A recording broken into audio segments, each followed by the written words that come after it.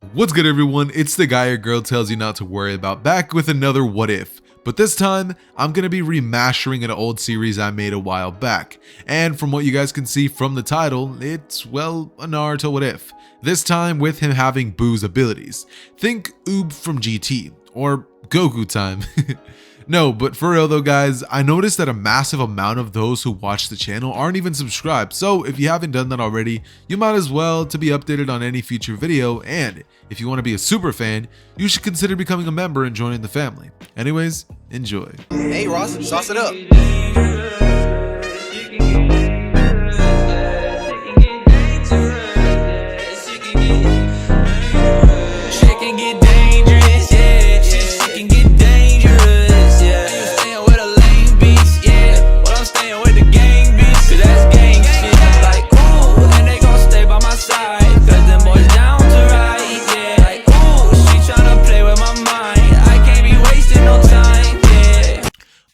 Alright, so what to do with this brand new what if? Where should I even start this?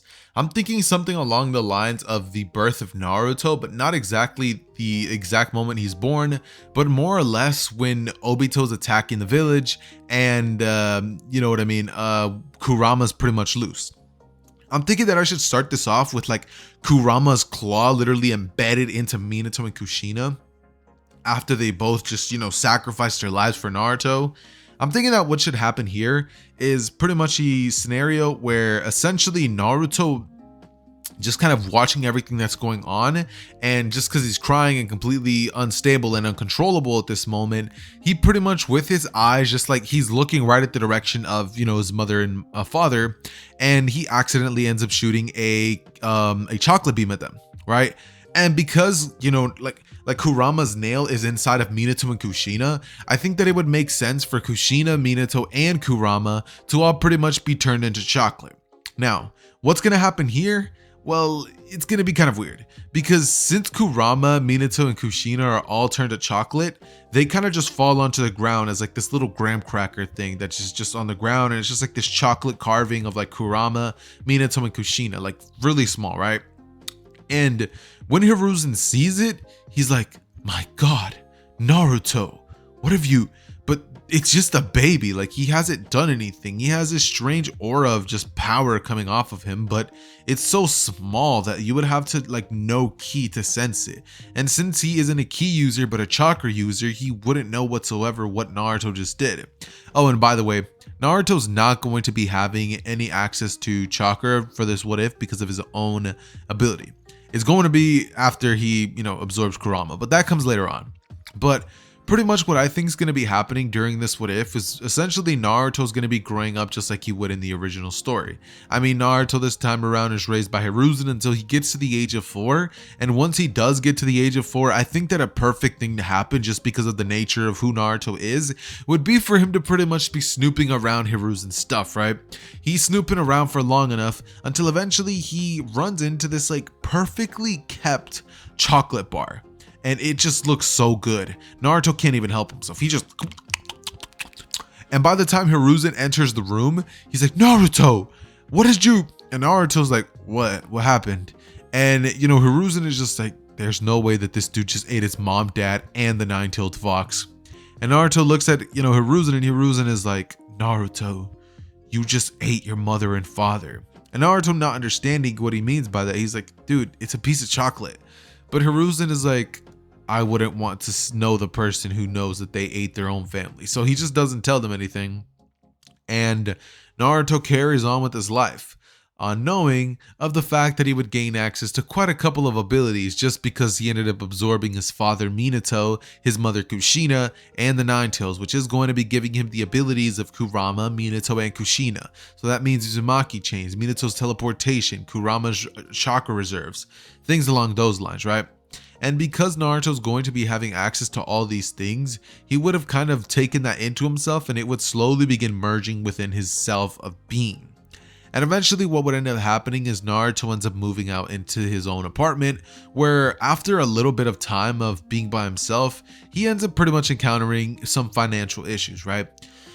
During his first month, he doesn't exactly know how to budget or handle his money, and so he was just spending it just crazy on ramen and things that he wanted to pass the time, until eventually he realizes that he doesn't have enough money for any more food. So Naruto essentially started getting very, very hungry. Eventually he started wandering the streets of Konoha, and he ended up stumbling across some random kid, right? He stumbles across some random kid, and his name is Kibito. His name is Kibito, right? And Kibito looks at Naruto and he's like, hey. And Naruto looks at him and the kid is just like, hey. And Naruto looks at Kibito and he's like, what are you doing out here by yourself? Like, shouldn't you be with your mom and dad? And he looks at Naruto, but like not really, because he's blind. And like he just kind of stares off in the direction of Naruto, right? And Naruto looks at him and he's like, hey, like, where are your parents? Like, where are they at? And the kid looks at him and he's like, oh, I don't have any, like, I'm an orphan. Naruto looks down at the ground and like a kind of like a smile comes on his face and he's like, me too, right? But the orphan's like, oh, you're an orphan too? That sucks. He's like, I guess we both don't have anywhere to live. And Naruto looks at him and says, oh no, I have somewhere to live. Do you need somewhere to live? And the kid is like, he just nods his head, like, and Naruto looks at him and grabs him by the hand and begins running. And the kid, like, he grabs his stick and he begins like touching at the ground, just trying to make sure that he doesn't, bump himself like he usually does, right? And Naruto, noticing this, is like, wait, you can't see? And the kid is like, no, I'm blind. That's why my parents abandoned me when I was born, because I couldn't see anything. And Naruto looks at him and he's just like, damn, like that is so effed up, right? And so he pretty much just looks at the kid and he's like, you know what? Like, I'll help you. I have these super strange abilities. Like, I'm like magic. And the kid is like, are you serious? And Naruto, he's just like, yeah, I mean, I can try. I think I have chakra. And the boy is just like, well, what are you waiting for? Right? And so Naruto pretty much like grabs his hand and holds it over the eyes of the kid. And immediately following this, the dude's eyes are fixed immediately. Like, he's able to see immediately after this. And he finally sees somebody for the first time, which is Naruto. And he's like, I can see. You're Naruto. And he begins crying immediately, because it's like, this is the first time he's ever seen, and the first thing he sees is the one who saved him and gave him his vision back. Just that feeling is indescribable. It is amazing. He feels liberated, like he owes his life to Naruto. And Naruto looks at him and says, wait, it actually worked? And the kid is like, I can see. Now, Naruto at first thinks he's joking until he starts crying and literally like thanking him so profusely that Naruto was like, there is no way that somebody could fake cry this hard and have this genuine of emotions and like just lie to me. So Naruto believes that he genuinely did it and pretty much goes on wondering how it is that happened. But eventually what would end up happening is, because Kibito hangs out with Naruto, now not only is he an orphan, but he's pretty much only going to have Naruto as his one and only friend. And you guys might be like, why? He doesn't have the Nine Tails. Well, the reason is that Naruto, since he's an orphan and Danzo like doesn't really like Naruto and he has a whiskers, he's able to say that Naruto is the Nine Tails Jinchuriki. And even though he absorbed the Nine Tails, he's not a Jinchuriki of the Nine Tails. Whereas to say that the Nine Tails doesn't have any influence over Naruto's chakra paths or anything like that. And the only reason that Naruto has chakra paths is because he absorbed Minato and Kushina, which have chakra paths. That's how he was able to gain those abilities. It's pretty cool from what I would like to mention, but other than that, there's really nothing too important of note to mention. What does end up happening after this though is pretty much a couple of years worth of Naruto and Kibito having themselves a pretty good time, honestly. Like, they both end up training together and they both just play together. They have each other's backs. They're like brothers from another mother, pretty much, right? And Naruto is like the big bro, Kibito's like the little bro, and every year on his birthday, Naruto usually would get beat on, which is not exactly the best feeling in the world, but it's something that does happen, and something that Naruto almost never could escape, no matter how hard he tried.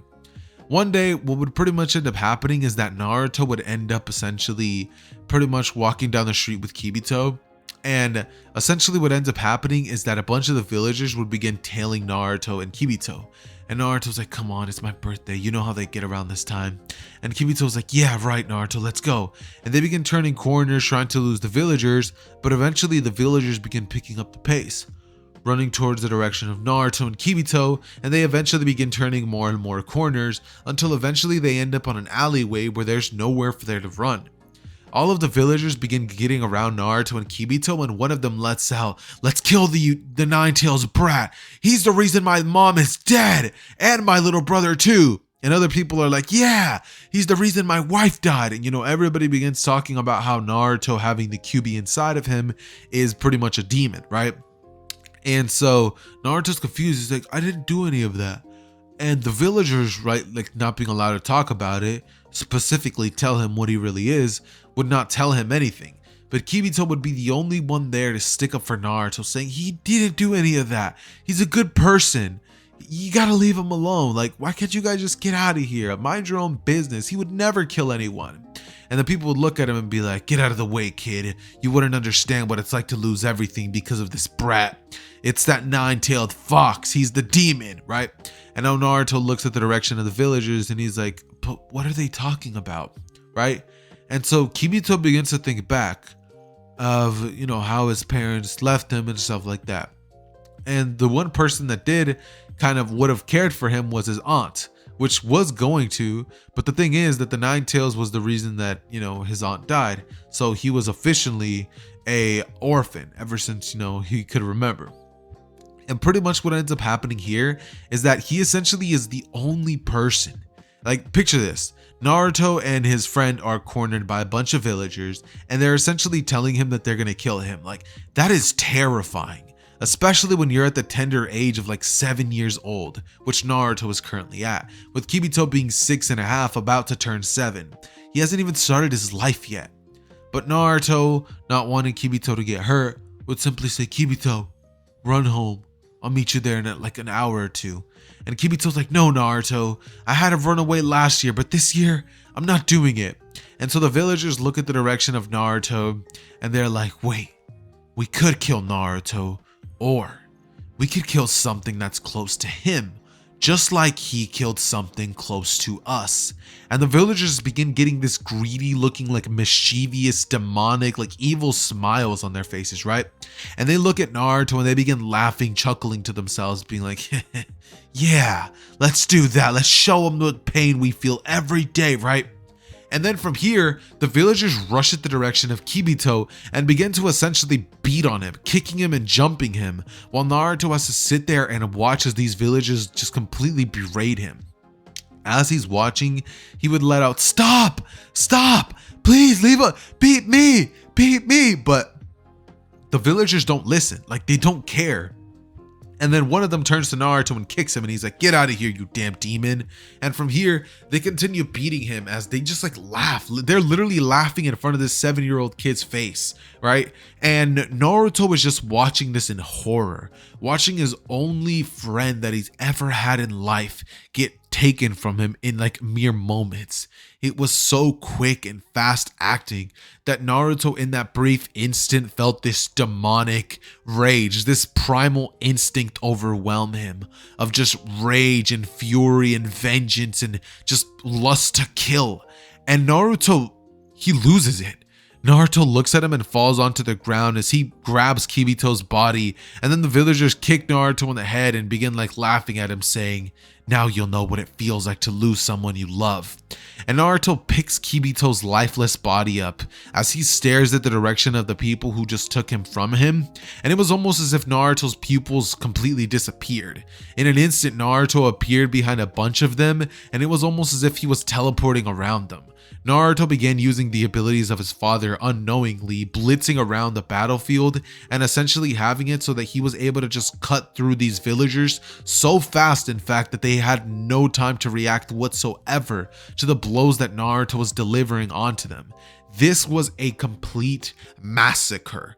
This was something that will never be seen again in the Hidden Leaf Village, and it's completely incredible how fast Naruto was able to dispose of all of these ninjas, of all of their assets, and all of their people that they had around Naruto. They were there to jump Naruto, but Naruto, being the absolute menace that he is, would absolutely destroy all of them. Now, okay, cool, whatever. He's able to defeat all of them, but this doesn't come without its fair share of repercussions. Because Naruto actually ended up killing a bunch of villagers, this would mean that a couple of ninjas would appear beside him relatively quickly. And once this happens, Naruto would not only have killed villagers, but the ninjas that were in his way while he was in a state of bloodlust would have died as well, which would leave Hiruzen in a state of not being able to do anything and having to essentially put the boy down because of his treacherous actions against the Hidden Leaf Village and what he just did to all those men that are working underneath himself. Naruto, looking at the direction of all these villagers, would end up finally having these vivid flashbacks come to him when he's inside of a jail cell, right? Naruto's inside of a jail cell and he's like, where am I? Eventually, Naruto's head starts hurting and he remembers everything, or almost everything. The bits and pieces are gone, but he gets the gist of it. And he thinks, Kibito, no. But that's all he gets to utter out as Hiruzen enters the room and tells Naruto that sadly, today is going to be his last day alive. That he wasn't able to protect him and keep his promise to his mother, but that he hopes that Naruto at least had a good life up to that point. Apologizing to Naruto for failing him and telling him that he is genuinely so sorry for the way that everything had to turn out, that the Nine-Tails Jinchuriki will be ripped out of him soon, and that he only has hours left to live. Naruto, after hearing this, has this realization hit him that he's gonna die, and so Naruto is just freaking out. He's absolutely losing it right now. And so pretty much what ends up happening is Naruto would begin thinking like, how do I get out of here? How do I get out of here? And pretty much what ends up happening this time around is that Naruto would be able to recall what he did on the battlefield, which was essentially in his eyes teleport around. Naruto begins to think back to the sensation he felt when he did it and what exactly it entailed, and then he remembers markings, seals. He then begins to essentially think to what he should do, and it would finally hit him.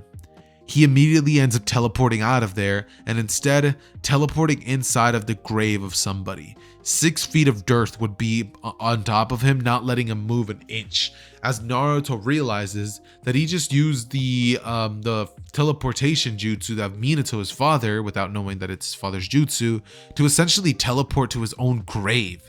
He's literally 6 feet beneath the earth with so much dirt covering him that he can't move a muscle. That is, until this realization would hit him and the adrenaline would begin pumping inside of his veins. Naruto thinks that this can't be it. This can't be the way that he goes out. And so, what does Naruto do? Well, he does the only logical thing he can do. He screams, and in a burst of flamboyant aura, all of his power would erupt, sending all of that dirt to blow off of him. And Naruto would stand up with dirt covering his body as he looks behind him and notices that a crowd of leaf villagers saw what just happened. Naruto decides that he doesn't have too much time left, and so what does he do? He literally begins rushing as fast as he possibly can into the forest of death, running miles and miles straight, not stopping for anything. Naruto would be running as fast as he possibly can, and as fast as he can run is extremely fast because he is the reincarnation of Majinn Buu. I mean, we saw how fast Oob himself was, capable of keeping up with a base Goku in GT, which could potentially have a lot of abilities, and if we're considering GT to be events following Super, then he would be in a realm of literal gods. But since we're not going to be assuming that, we're just going to be saying that he's able to move at the very minimum the speed of light. This means that Naruto would be able to move so fast that no ninja alive in the Hidden Leaf Village could capture him at this moment, especially not with the late notice that they end up receiving, and with Naruto running away as fast as he possibly can, trying to find any way to escape. Nobody would be able to catch up to him, to find him, or to have any leads on him. Eventually weeks would pass and Naruto would find himself cold and alone, outside of some village, starving. Just kind of thinking to himself that this is how he's gonna die. He has one of two choices. He becomes a thief or he dies here. And so he decides that that's exactly what he's going to have to do. Naruto, while he's pretty much sitting there, decides to have to rob from a shopkeeper. And he robs food, a coat, and all of the essentials he'll probably be needing to survive, as well as a kunai, and making his way off as fast as he can. He would stay on the outskirts of the village, pretty much robbing any merchants or traders for as long as he can, and eventually one man would come in with some strange child at his side.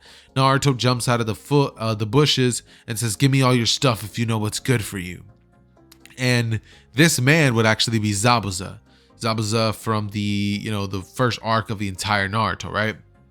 And Zabuza looks at the direction of Naruto and he's like, "What are you doing, kid? Get out of the way." And Naruto was like, "I can't do that. I need your food to survive. Now hand it over if you know what's good for you." Zabuza, looking at the direction of the kid, just chuckles as he speed blitzes the Naruto, who was completely unaware of what was going on, and just gets completely knocked out. I mean, Zabuza would be capable of hitting him in the stomach one good time and completely taking Naruto out of commission. Naruto would have been so preoccupied with taking the food from Zabuza that he wouldn't have even had time to think that he was going to be capable of striking back or doing anything against him.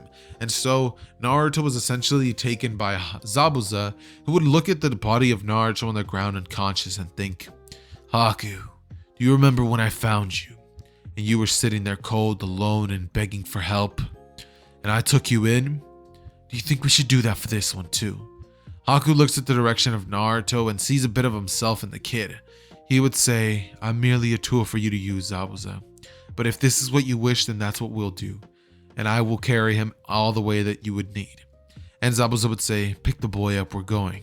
Haku would be 1 year older than Naruto, or 2 years actually, and from here, what would end up pretty much happening is essentially Naruto would begin following along with Zabuza and Haku, eventually establishing a very strange but friendly relationship along the both of them, and pretty much making it so that all of them kind of get to know each other and get to understand how each of them individually works as people, so that they would each be able to kind of grow closer to each other. And Naruto would kind of be like the glue to the group, where as they would continue on with their journey, Naruto would show signs of progression so incredibly fast that it would be completely ludicrous how speedy Naruto was growing. Haku would be doing a phenomenal job as well, but it would be almost as if for everything that Haku can do, Naruto can do 10 more things. And it's completely insane how much power, talent, and raw potential Naruto has hidden inside of him. Stuff that he hasn't even shown off yet. Things that he still has to show.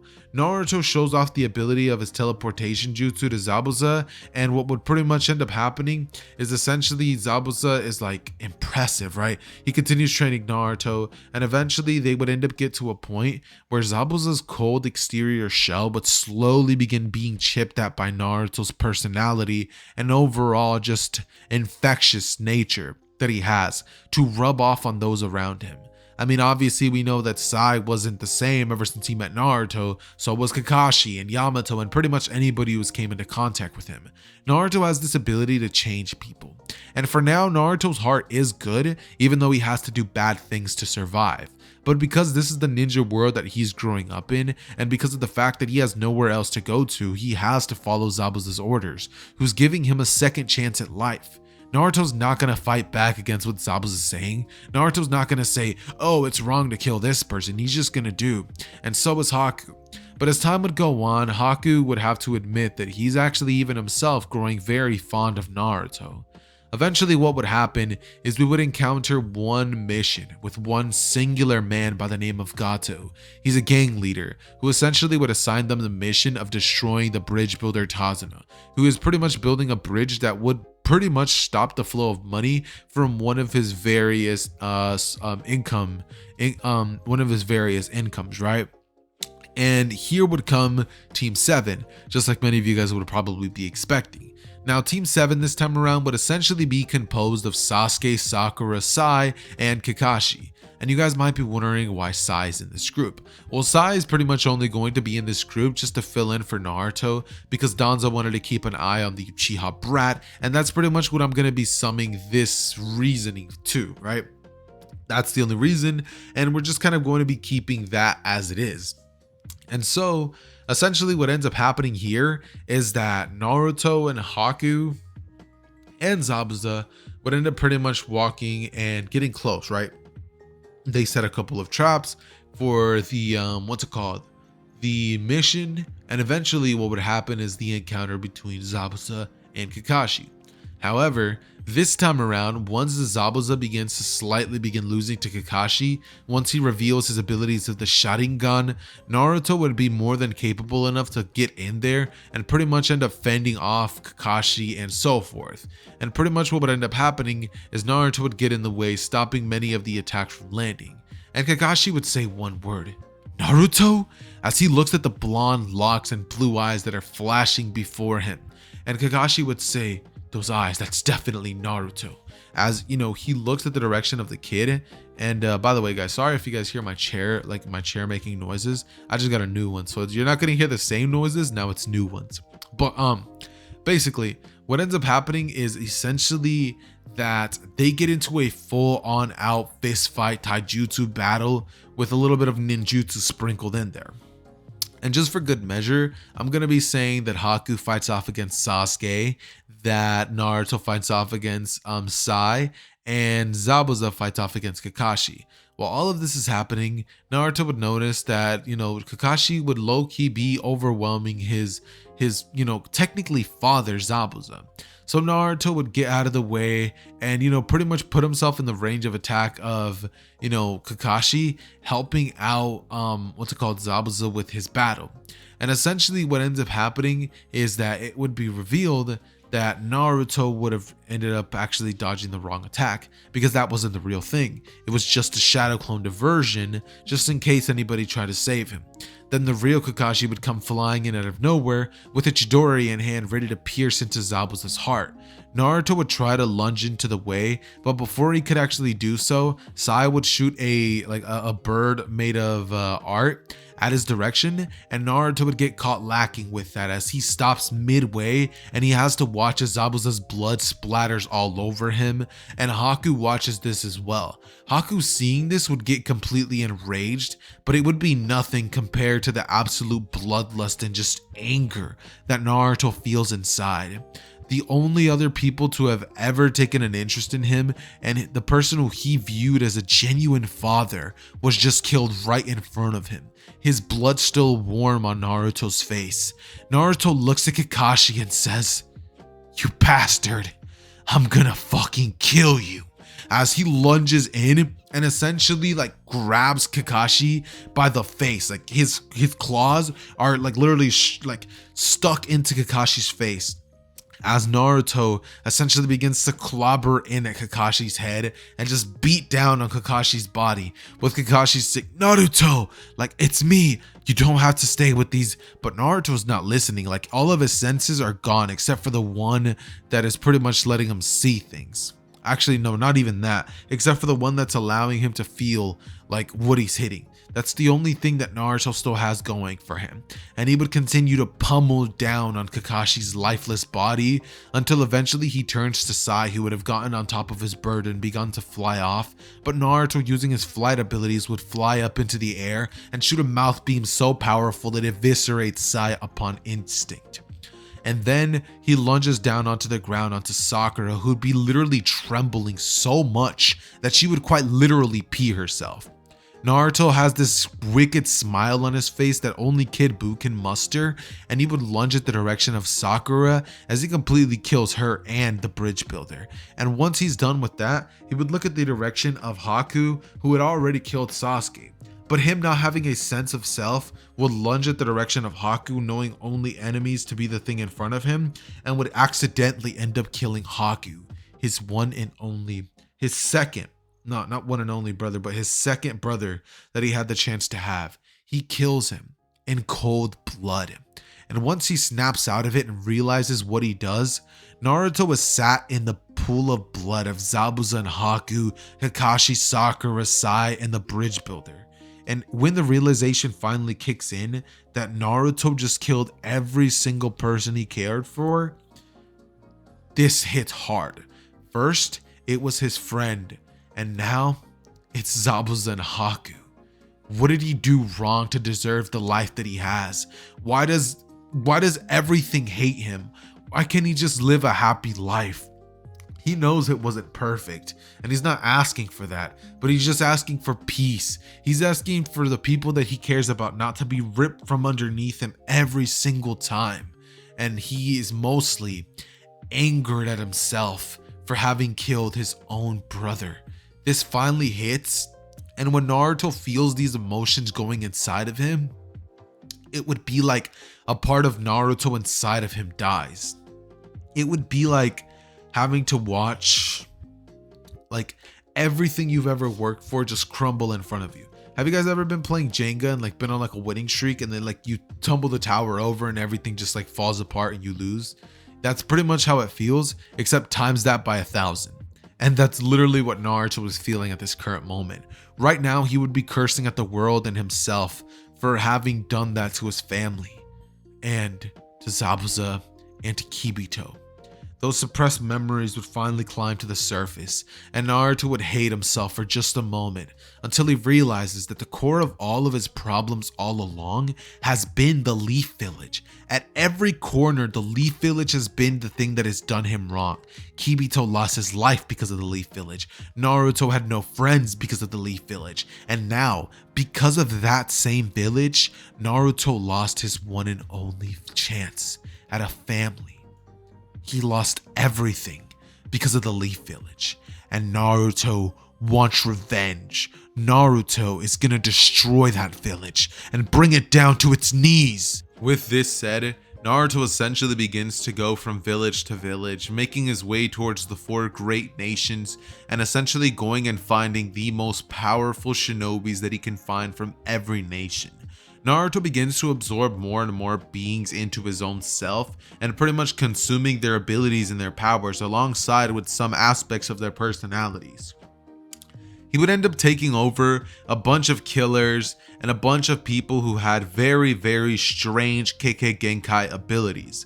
Naruto would essentially begin to learn more and more about his ki control, and as time goes on, Naruto essentially begins to perfect and master his already insanely powerful abilities to an even more absurd level, to the point where it now begins to feel like a bit of a cheat code for Naruto to even get any stronger whatsoever.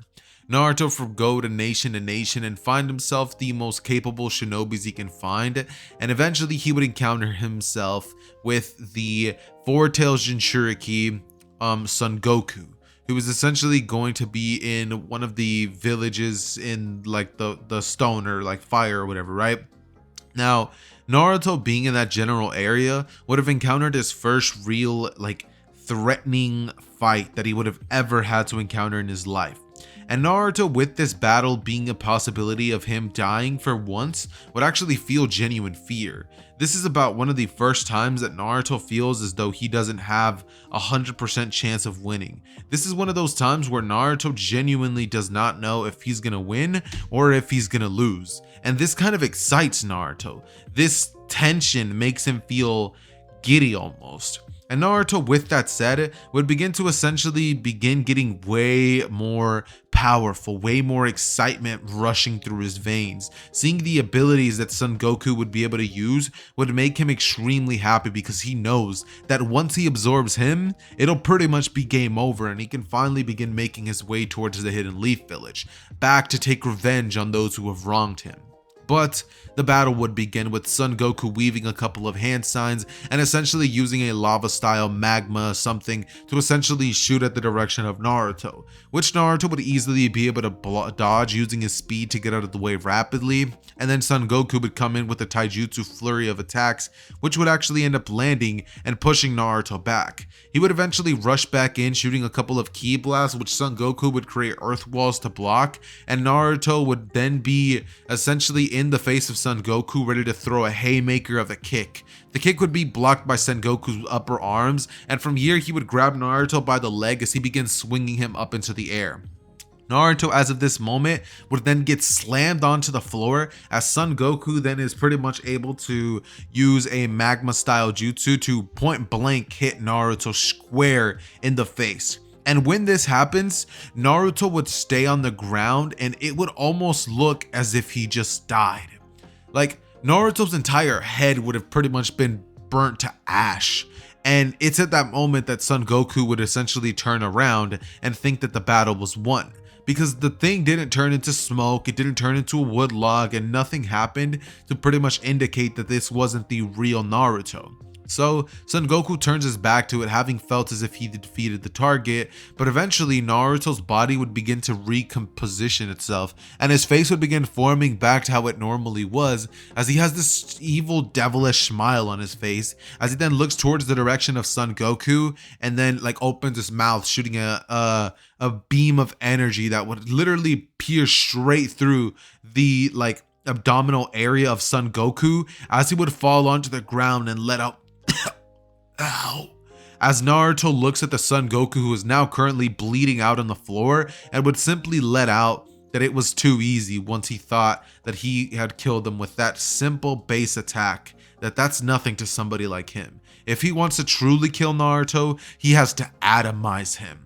As Naruto from this point forward uses his eyes to shoot a chocolate beam in the direction of Son Goku, and essentially ends up unlocking the abilities that he had access to, his Jinchuriki powers and also the jutsu that Son Goku would have learned himself. With that said, we would end up pretty much traveling over towards other villages, where now currently Naruto is now going to be finding himself in the village hidden in the sand, after having taken full control over the four-tailed Jinchuriki. Now Naruto is after some powerful ninja in the sand village. He still doesn't know who exactly, but he knows that sometime along he's gonna be having to take someone out, right? It's at this moment that we would essentially have the what's it called? The how do I put this? So we all know that in the original there was a couple of week period, as you know, following that then we had the Chunin exams. The Chunin exams would have already been over, and Orochimaru would have already pretty much taken his attack over the Leaf Village, but because Sasuke's not there, that wasn't even a thing that was a even opportunity for him to deal with, and Hiruzen does end up losing his life.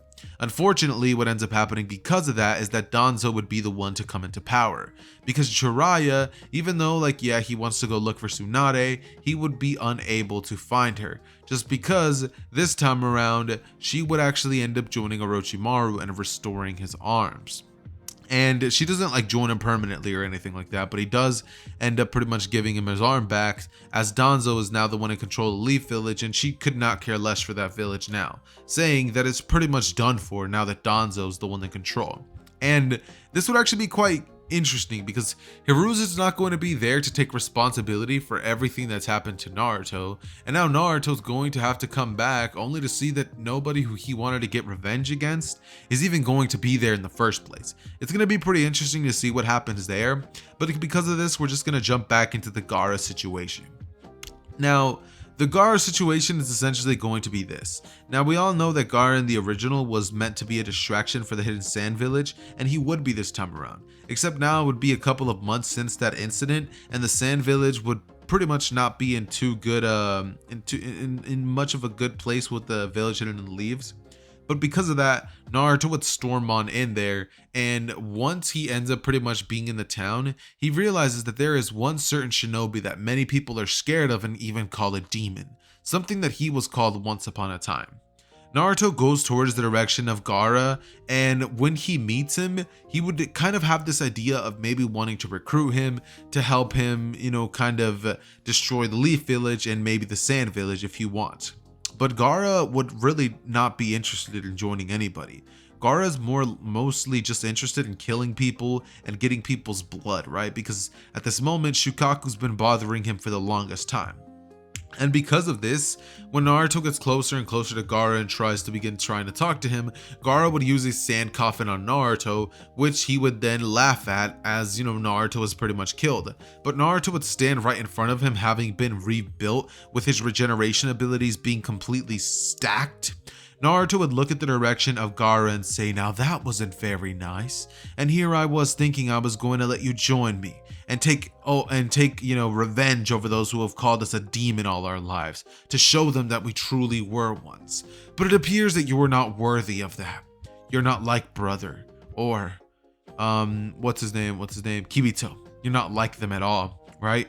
And from this point, Gaara looks at him and, shoots more sand at him. But Naruto just begins to use his speed to overwhelm Gaara. And eventually, Gaara would look at Naruto with this just look of like fear for the very first time, because he realizes that Naruto is so unbelievably powerful that he's not even in the same league anymore.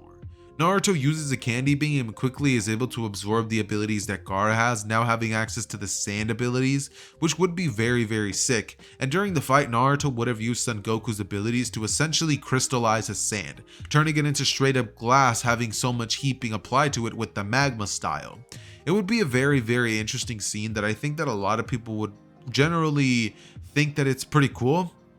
But essentially what ends up happening is we pretty much just get this scene where Naruto is standing atop the sand village and he just turns into sand himself. Like sand just begins flowing in the wind as he pretty much flies off into the sky in the direction of the Hidden Leaf village, making his way firstly to the Hokage Tower, where that's where everything's going to essentially be starting. The first battle is going to be against Hiruzen, or so he thinks.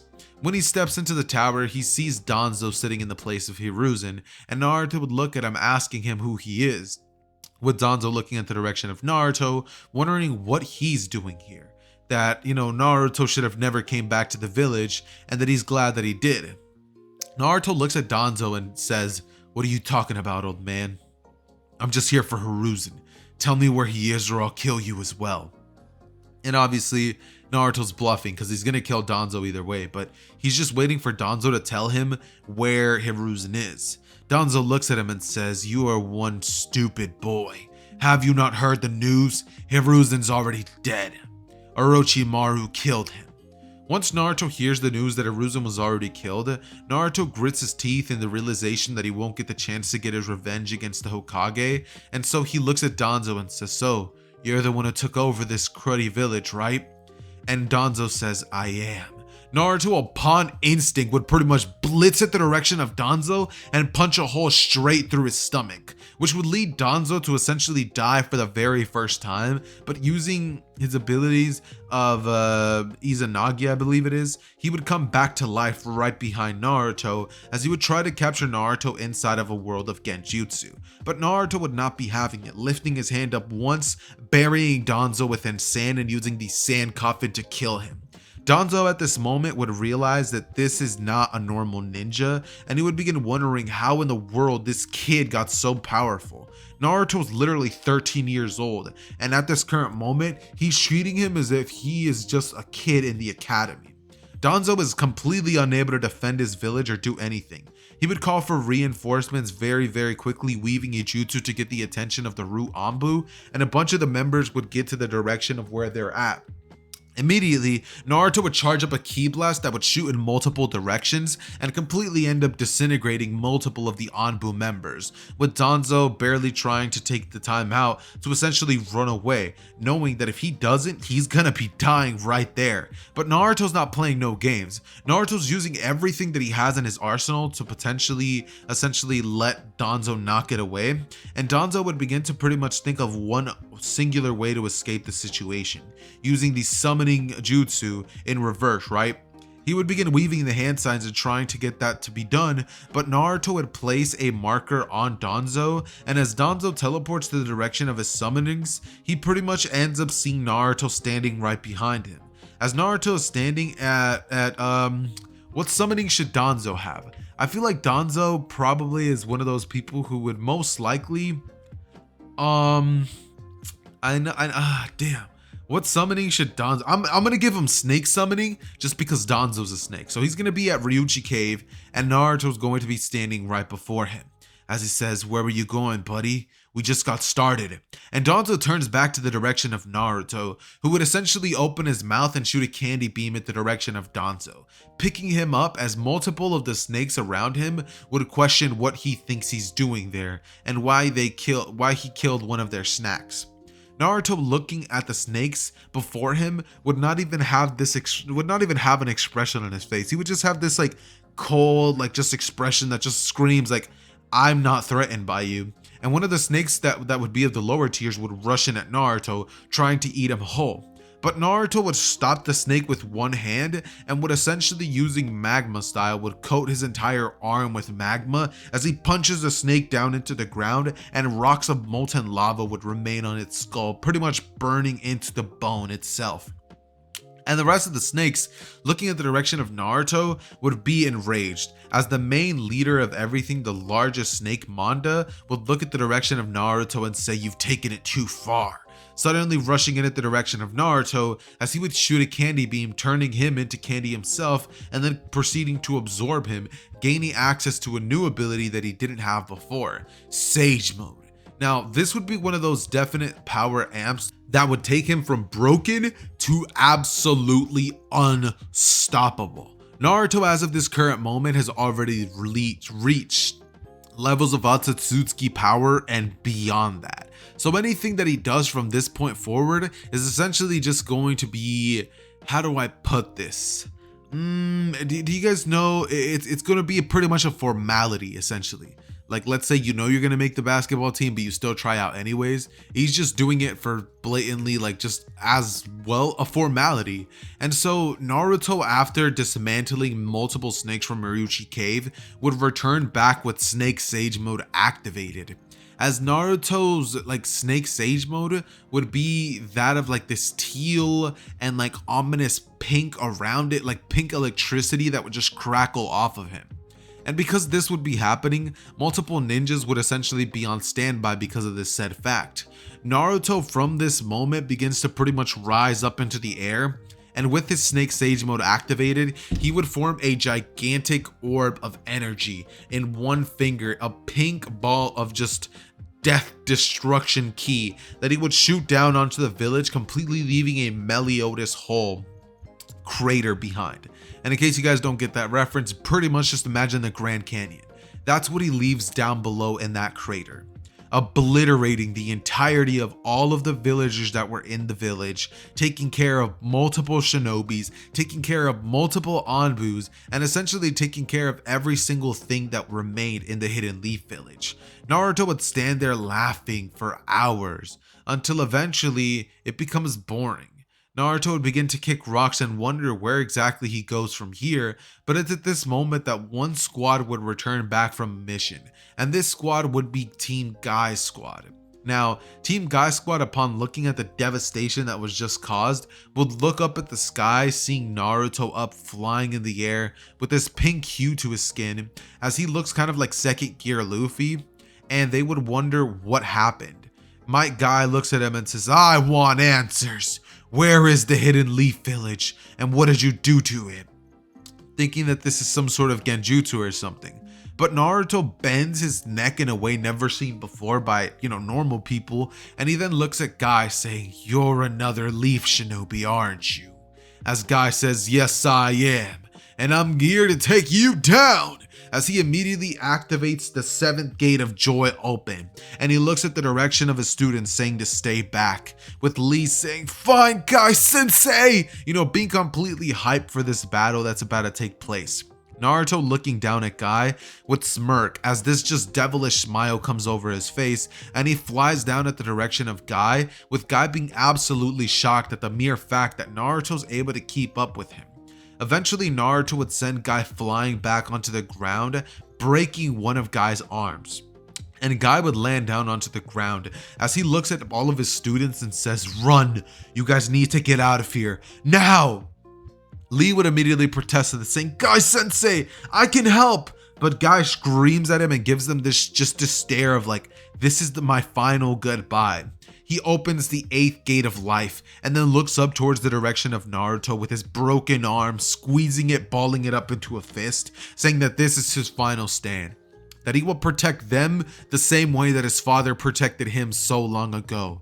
He would then lunge in at the direction of Naruto, breaking the sound barrier, with Naruto being completely impressed with the speed and strength that Guy is displaying. But it would still be minuscule compared to the strength that he has.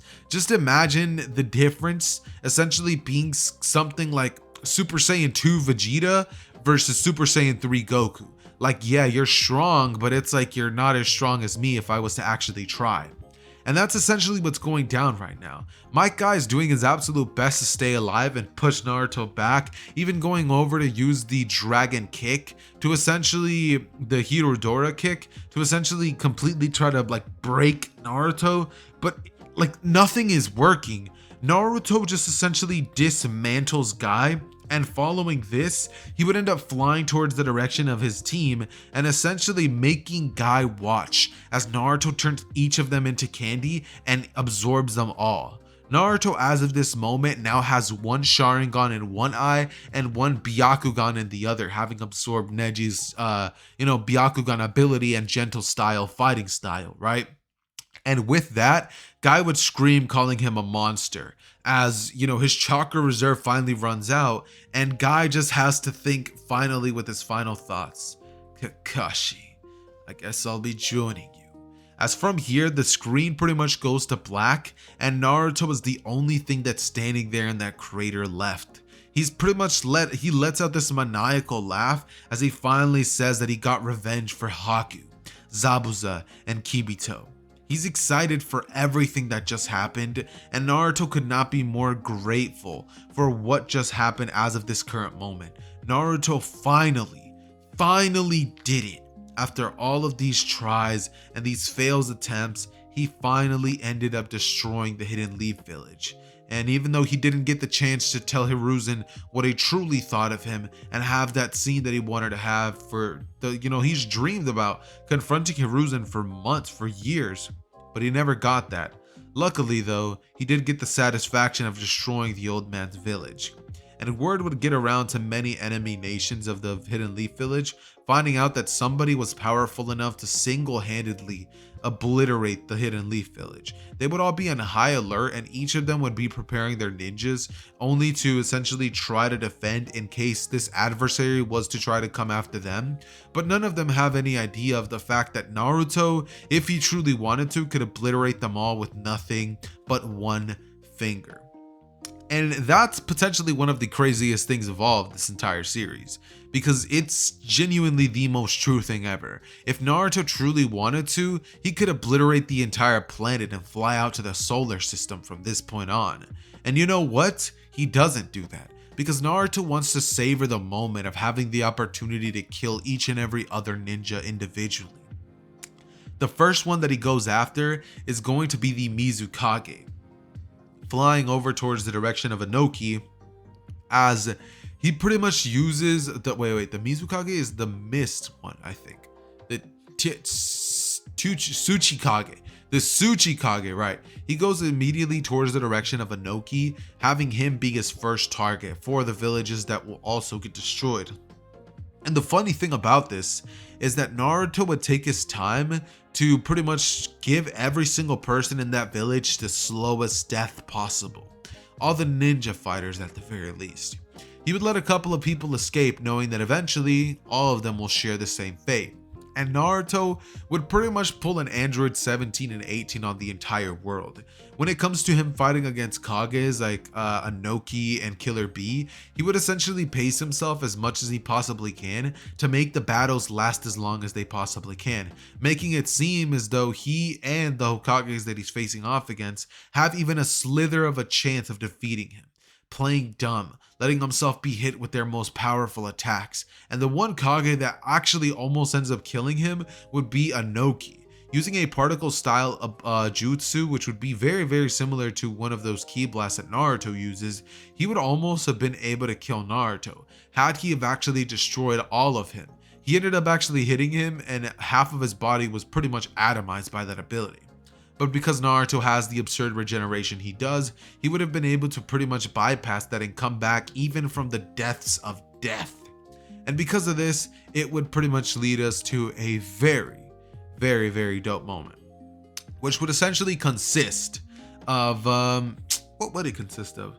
Oh no, I got it. Which would essentially consist of Naruto regrowing back and Inoki just having this terrified look on his face that just says it all. Naruto would immediately following that interaction would proceed to kill Inoki with no effort whatsoever, as he then goes on to essentially go to the village hidden in the clouds, absorbing Killer B, absorbing Killer A, and inevitably flying up into the sky and shooting a gigantic destruction ball that would destroy everything, leaving no trace of the planet Earth behind, destroying everything. Eventually after this, he would find himself bored after having destroyed planet Earth and would roam planet to planet, essentially causing havoc on each and every single place that he visits. Anywhere that he possibly can, he would pretty much go around and destroy universes entirely, until eventually he makes it to the planet of the Otsutsukis. And this is where everything finally becomes interesting, because he would actually encounter a couple of Otsutsukis out on the journey. And the final battle of the series is essentially going to be Naruto versus the god of the Otsutsukis. Not Kaguya, but the genuine god of the entire Naruto series, the god of Otsutsukis. He would have all the craziest chakra powers and abilities, but inevitably he would find himself to be far too weak to even attempt to take out somebody as powerful and godlike as Naruto. He would end up absorbing him and taking all of his abilities, going from planet to planet harvesting chakra trees before he obliterates them entirely, and eventually he would be known as the Great Calamity, Majinn Buu. And yeah, ladies and gentlemen, that's pretty much going to be wrapping up What If Naruto Was Majinn Buu's Reincarnation, aka if he had his powers. Let me know what you guys thought about this what if down below in the comments. I know I had a ton of fun recording this, and it was very cool to be able to redo this series in much better quality and even add a couple of minor details that I didn't enjoy from the previous story when I did do this the first time. But just being able to do this story once again definitely did give me a sense of like accomplishment, knowing that I finally ended up, fixing something that was very good originally, but I made it just that much better. That said though, ladies and gentlemen, if you guys enjoyed the video, just like with anything else, leave a like, consider subscribing, and join to become a member and gain access to videos just like this early before anybody else. That said, I love each and every single one of you guys. It has been your boy Xehther, and I am out. Peace.